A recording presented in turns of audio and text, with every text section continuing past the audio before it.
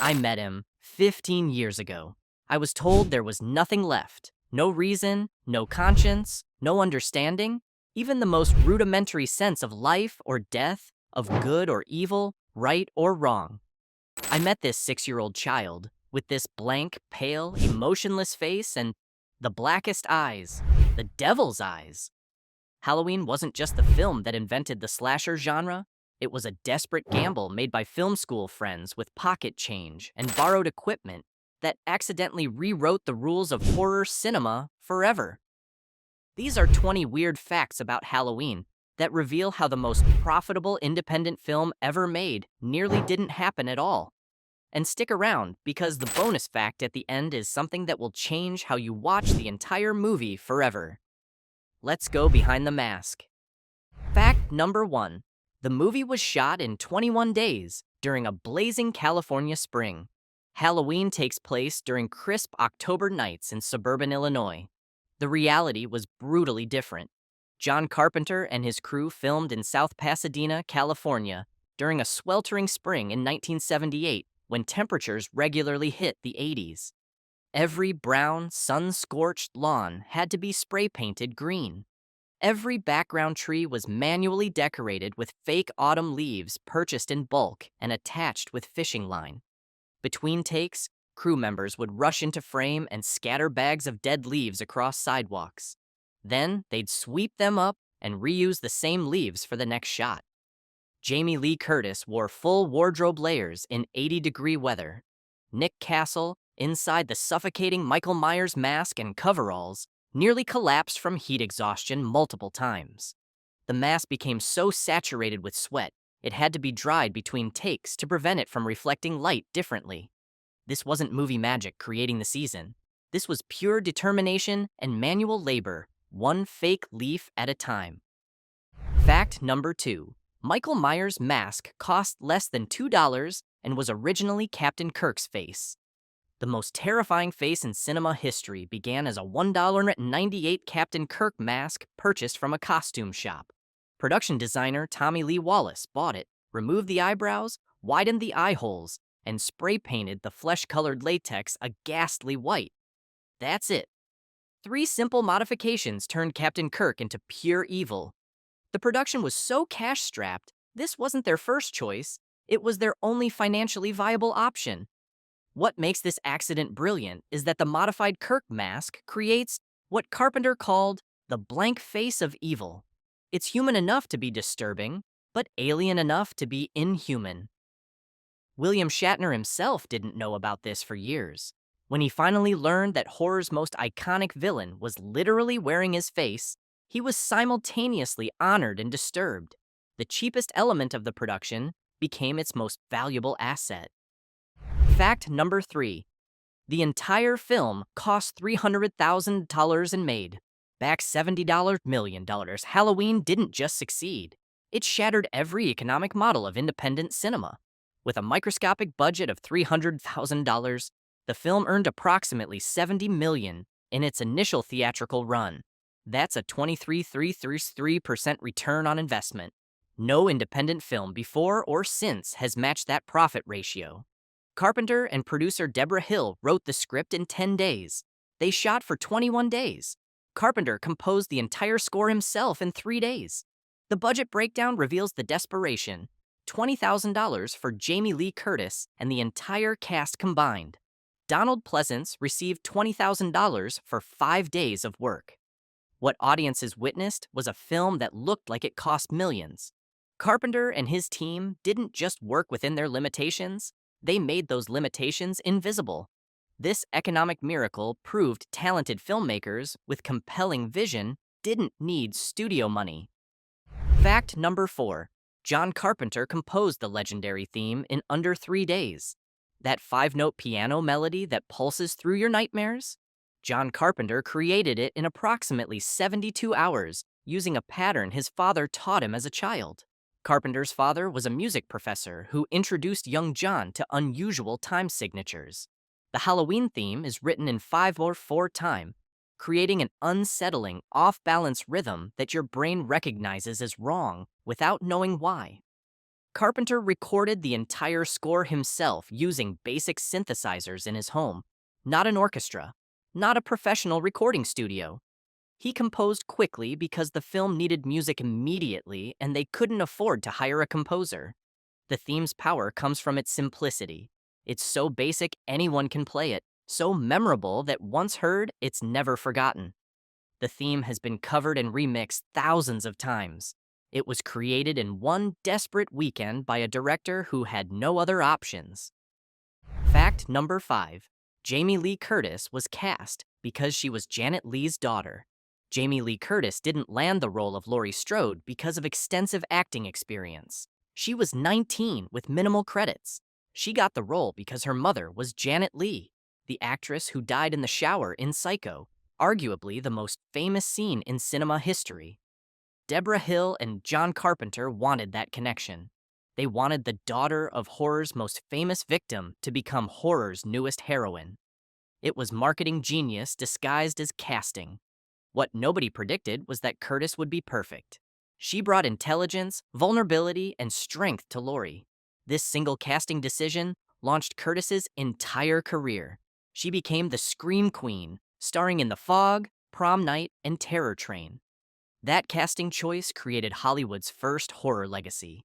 Mother and daughter, both defined by their contributions to the genre, separated by 18 years and connected by screaming. Fact number 6. Donald Pleasance filmed all his scenes in just 5 days. Dr. Sam Loomis is the moral center of Halloween, the obsessed psychiatrist who understands the evil he's chasing. Donald Pleasance created this iconic character in 5 days of filming, working primarily in a car and hospital hallway, delivering monologues that would define his career.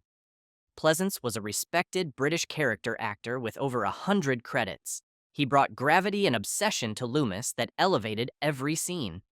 Carpenter wrote the role for Peter Cushing. When Cushing declined, Pleasance stepped in and made the character his own. His performance is almost entirely verbal, long monologues about evil delivered with absolute conviction. Those 5 days of filming gave the movie its philosophical weight. Without Loomis's warnings, Michael Myers would just be a killer. With Loomis's obsessed narration, Michael becomes pure evil in human form. Fact number 7. The film was originally titled The Babysitter Murders. Halloween wasn't always Halloween. Carpenter and Hill's original script was titled The Babysitter Murders, a far more generic title that captured the premise but none of the atmosphere. The title change came from executive producer Irwin Yablans, who realized that setting the film on Halloween night gave it marketable identity and seasonal replay value. Yablans understood something fundamental.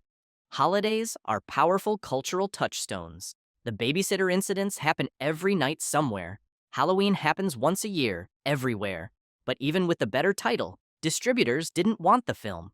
It was too violent. Multiple distribution companies passed.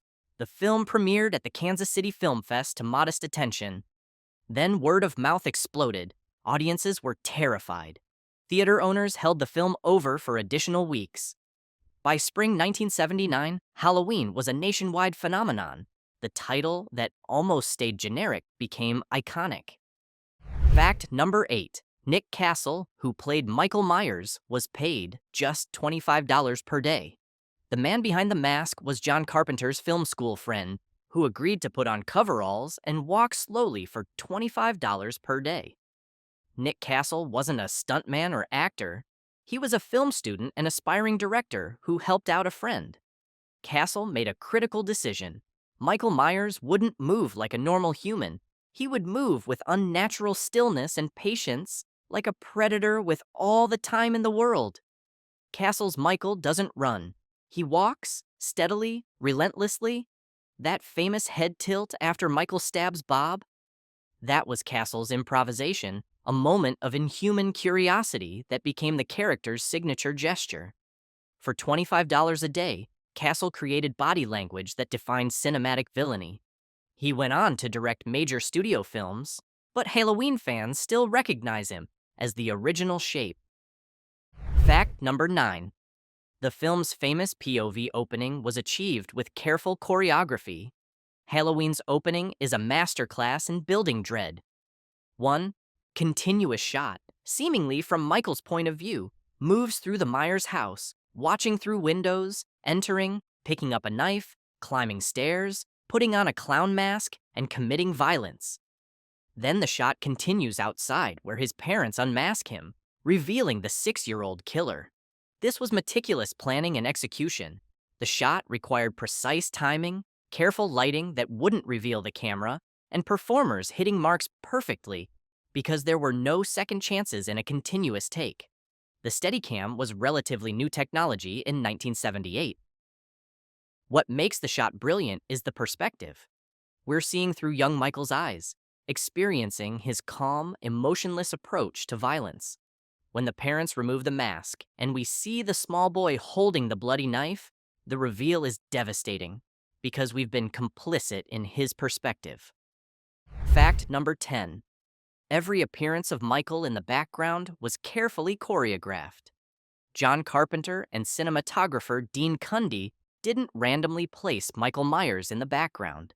They methodically designed each appearance to create escalating psychological tension.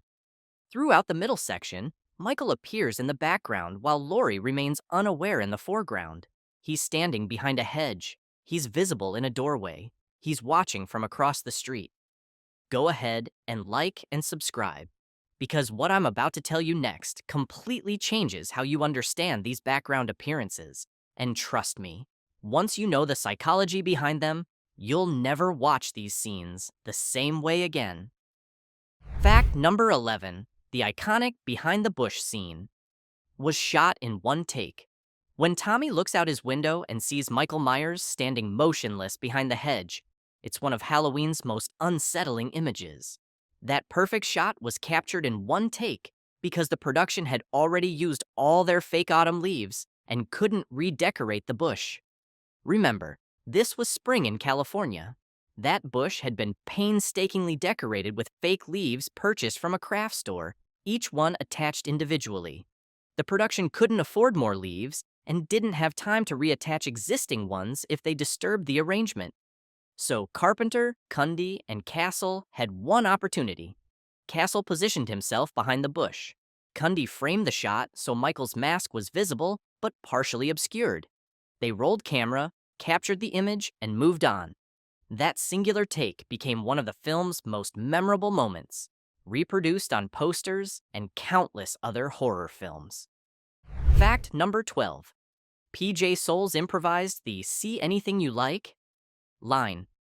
When Linda, played by PJ Soles, teases her boyfriend Bob while undressing, she delivers the now famous line, "See anything you like?" in a playful, flirtatious tone. That line wasn't in the script.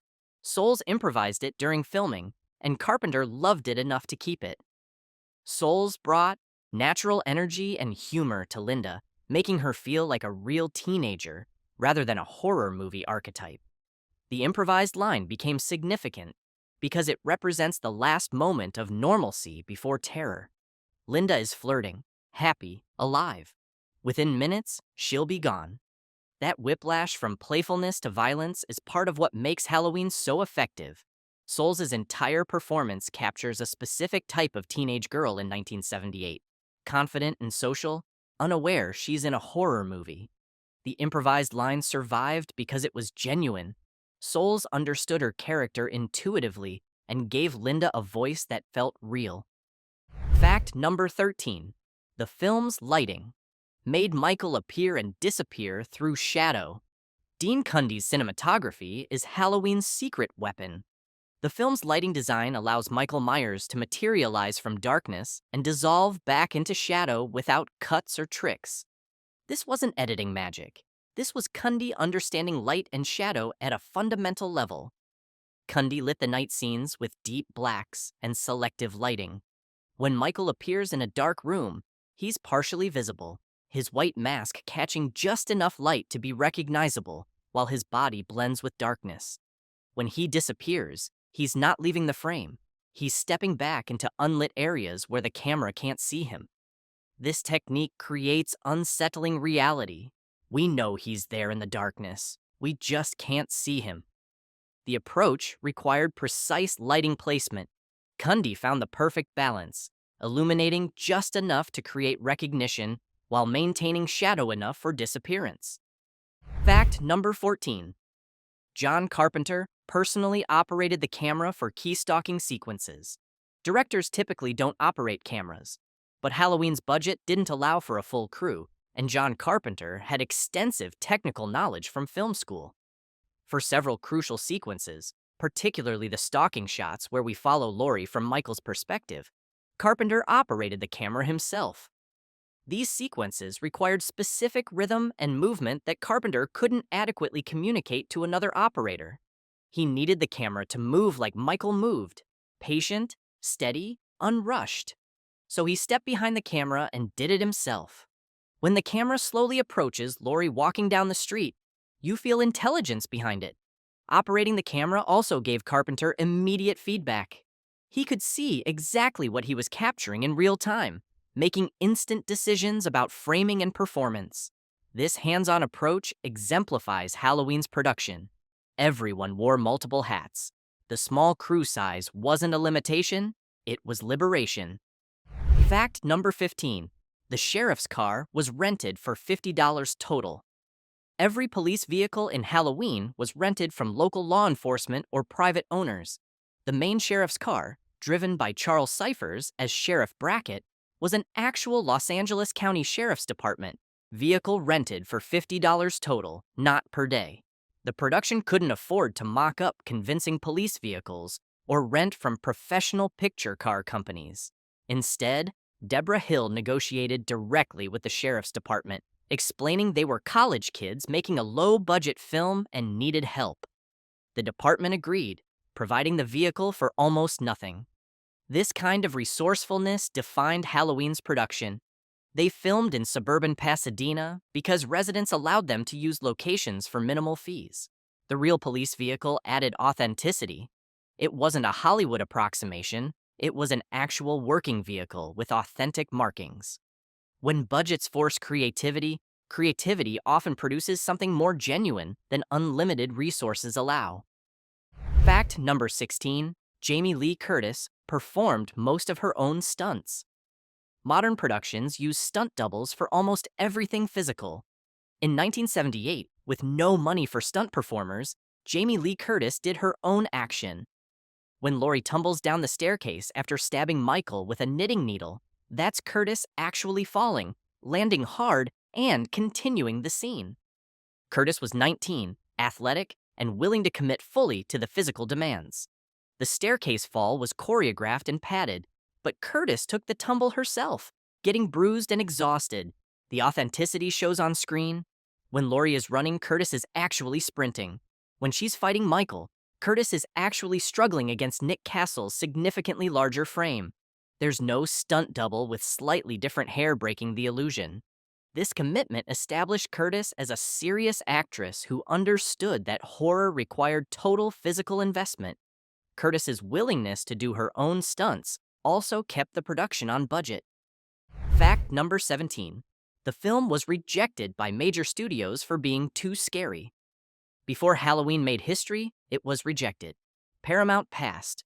Warner Brothers passed. Universal, ironically, the studio that would eventually buy the franchise rights, passed. The major studios reviewed the film and declared it too violent, too scary, and uncommercial. They were catastrophically wrong. Horror was considered a B-movie genre. Studios wanted films they could market broadly to families. Halloween didn't fit any commercial template they understood. The film's eventual distributor, Compass International Pictures, was a small independent company. They saw Halloween's potential and gave it a limited release, expecting modest returns. Nobody predicted the phenomenon. Halloween opened in October 1978 in less than 300 theaters.